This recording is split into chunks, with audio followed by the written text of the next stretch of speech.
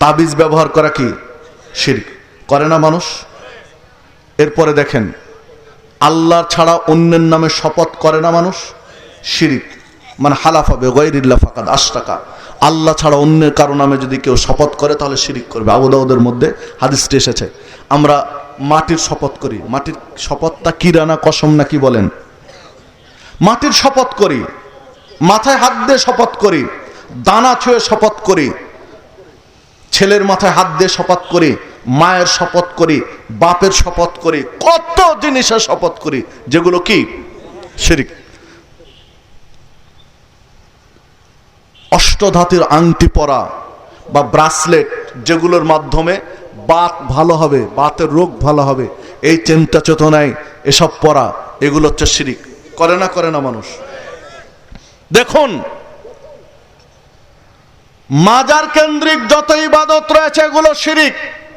মাজারে দান করা শিরক, মাজারে সিজদা করা শিরক, মাজারের কাছে কিছু চাওয়া শিরক, মাজারে নজর মানা শিরক, মাজারে মানত করা শিরক, মাজারে যিনি শুয়ে রয়েছেন যে পীর সাহেব তিনি ভালো মন্দ করতে পারেন এই বিশ্বাস করা শিরক, তার কাছে ছেলে চাওয়া শিরক, রেজাল্ট ভালো করে দিতে পারবে মনে করে রেজাল্ট ভালো করার আবেদন করা শিরক, তিনি মানুষের কথা শুনতে পান এই বিশ্বাস করা শিরক, মানুষের উপকার করতে পারেন এই চিন্তা করা শিরক, মানুষের ক্ষতি করতে পারেন এই চিন্তা করা শিরক।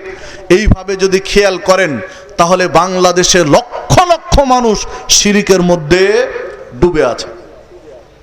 বর্তমান বাংলাদেশে 2.5 লক্ষাধিক পীরের মাজার রয়েছে, আর এই 2.5 লক্ষাধিক মাজারে লক্ষ লক্ষ নয় কোটি কোটি মানুষ এই মাজার কেন্দ্রিক ইবাদতে সংশ্লিষ্ট, যার শিরকও করে ইমানও আছে।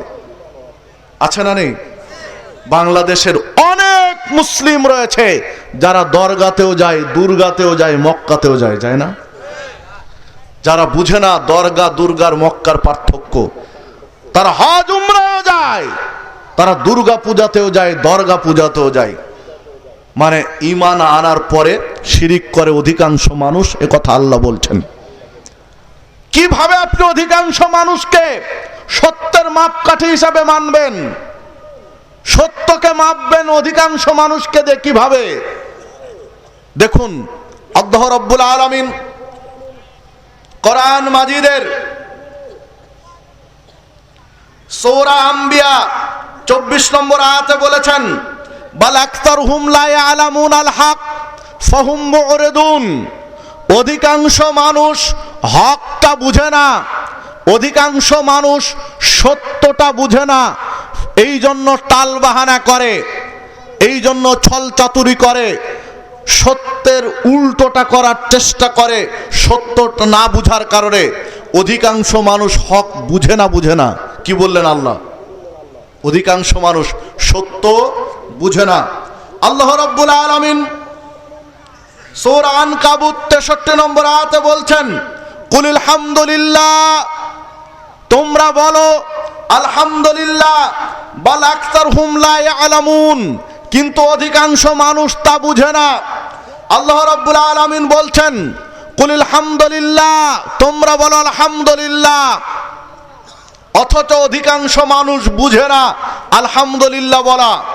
আল্লাহ রাসূল সাল্লাল্লাহু আলাইহি সাল্লাম বলছেন, আফজালুল কালামে আরবাউন, 4টি বাক্য আল্লাহর কাছে সবচেয়ে পছন্দনীয়, আল্লাহর কাছে প্রিয় পছন্দনীয় বাক্য হচ্ছে 4টি। একটি হচ্ছে সুবহানাল্লাহ। কি? সুবহানাল্লাহ। সুবহানাল্লাহ বললে আল্লাহ রাব্বুল আলামিন এত খুশি হন।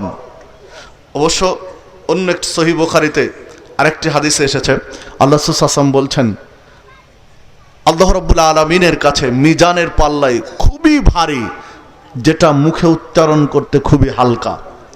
মুখে উচ্চারণ করতে খুবই হালকা কিন্তু ওজনের পাল্লায় খুবই ভারী।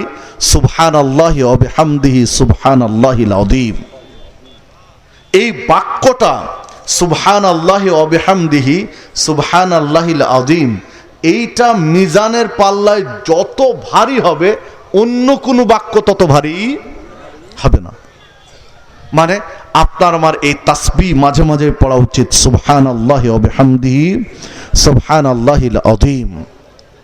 দেখুন আল্লাহ রাসূল সাল্লাল্লাহু আলাইহি ওয়াসাল্লাম বলছেন, কেউ যদি 100 বার সুবহানাল্লাহি ওয়া বিহামদিহি সুবহানাল্লাহিল আযীম বলে সকালে এবং সাঁঝে, ওই ব্যক্তির পাপ যদি সমুদ্রের ফেনা পরিমাণ হয়ে থাকে তবু আল্লাহ রাব্বুল আলামিন ক্ষমা করে দিবেন।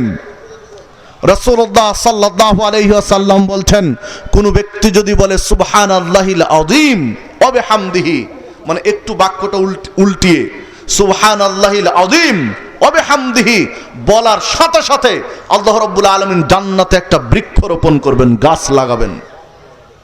ওই ব্যক্তি যখন মারা যাবে, ওই ব্যক্তি জান্নাতে যাবে, তখন আল্লাহ রাব্বুল আলামিন ওই গাছের ফল খাওয়ার সুযোগ দিবেন, যেই গাছটা আল্লাহ রোপণ করেছিলেন সুবহানাল্লাহিল আযীম ওয়া বিহামদিহি বলার জন্য। মানে হাদিসটায় বোঝা যায় সুবহানাল্লাহিল আযীম বললে ওই ব্যক্তিকে আল্লাহ জান্নাতে দিবেন, গাছ লাগাবেন, ফল খেতে দিবেন, মানে জান্নাতে না গেলে এমনি দিবেন। দেখুন রাসূলুল্লাহ সাল্লাল্লাহু আলাইহি ওয়াসাল্লাম বলছেন, সর্বোত্তম 4টি বাক্য আল্লাহর কাছে, তার প্রথমটি হচ্ছে সুবহানাল্লাহ, দ্বিতীয়টি হচ্ছে আলহামদুলিল্লাহ। আলহামদুলিল্লাহ, আলহামদুলিল্লাহর চেয়ে ভালো দোয়া আর নেই, আলহামদুলিল্লাহর চেয়ে গুরুত্বপূর্ণ দোয়া আর নেই। সুবহানাল্লাহ, আলহামদুলিল্লাহ। তৃতীয় বাক্য আল্লাহর কাছে পছন্দনীয়, লা ইলাহা ইল্লাল্লাহ। লা ইলাহা ইল্লাল্লাহ। চতুর্থ বাক্য আল্লাহর কাছে পছন্দনীয়, আল্লাহু আকবার।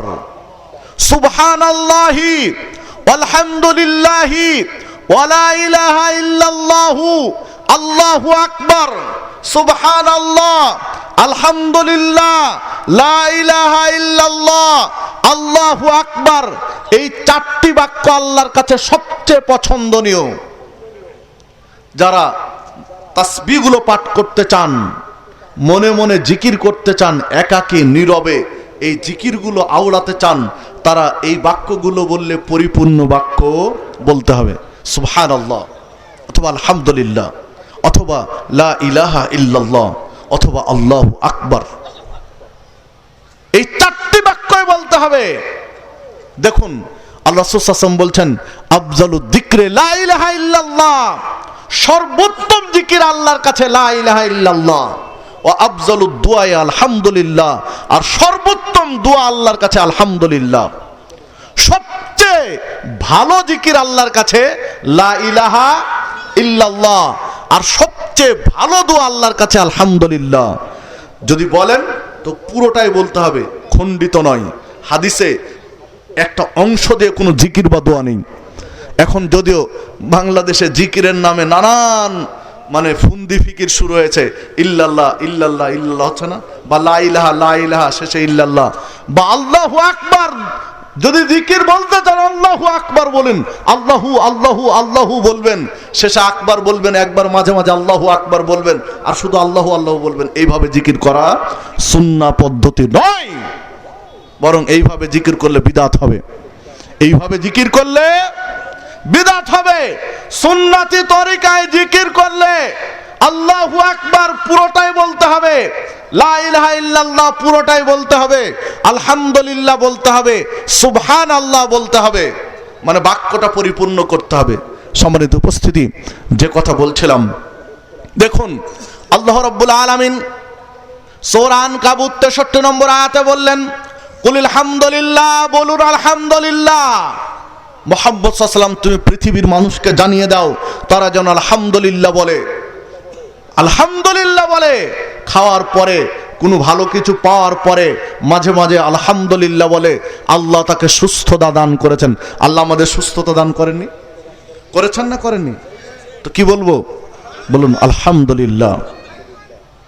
আল্লাহ আমাদের 2টা চোখ দেননি? তো কি বলবো? আলহামদুলিল্লাহ। আল্লাহ আমাদের 2টা হাত দেননি, 2টা পা দেননি? কি? আলহামদুলিল্লাহ। যার একটা পা নেই, একটা হাত নেই, ও জানে এর ব্যথা, এর বেদনা কতটুকু। আলহামদুলিল্লাহ, আল্লাহ আমাদের এগুলো দিয়েছেন। দেখুন আজকে সকালের যে আবহাওয়া আর এখনকার আবহাওয়া, পার্থক্য আকাশ জমিন না? কি আলহামদুলিল্লাহ, আল্লাহ আজকের বৈঠক করার সুযোগ দিয়েছেন, আলহামদুলিল্লাহ। সকালের যে বৃষ্টি হয়েছে, ওই বৃষ্টি যদি মাগরিব পরে হতো আজকের আলোচনা হতো? আলহামদুলিল্লাহ, আল্লাহ আমাদের সুযোগ দিয়েছেন। এই জন্য আল্লাহ রাব্বুল আলামিন বলছেন, আল্লাহ কত নিয়ামত দিয়েছেন বান্দাকে, তার হিসাব নেই। এই শুকরিয়া আদায় করার সংক্ষিপ্ত দোয়া হচ্ছে আলহামদুলিল্লাহ। অথচ অধিকাংশ মানুষ জানে না, বুঝে না, বলে না অধিকাংশ মানুষ।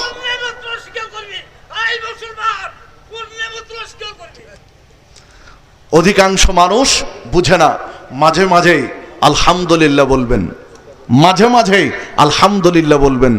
আল্লাহর নিয়ামত আপনার উপরে দিয়েছেন, আল্লাহর আপনাকে নিয়ামত দিয়েছেন, সুস্থতা দিয়েছেন, সবকিছু দিয়েছেন, এই জন্য বলবেন আলহামদুলিল্লাহ।